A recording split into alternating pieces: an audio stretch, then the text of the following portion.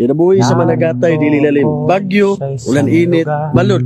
Usahay pa gani mga kulog. Ning kamot ug langoy para lang mabuhi. Bisag nagsakit, di pwedeng mauli kung walay dalang isda. Itungod ang ginahuna, pamilya, o ilang mga bata.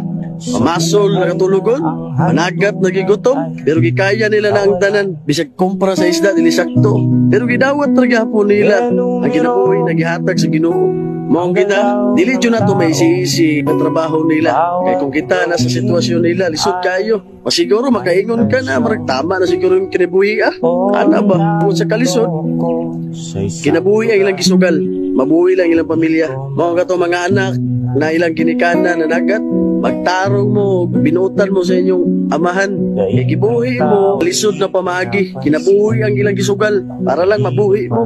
Ano yung naon ninyo? May luhi sa nagsaktong Mayo, dili ka ng dili Mayo. Katupong sa uban, nagipangkapoy nagpanagat.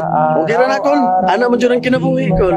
Murag balot, usahay linaw, usahay dagko, usahay na problema, usahay wala. Antos lang gud ta. Ang importante, nangabuhi ita ng kalibutan na way gitamakan na tao.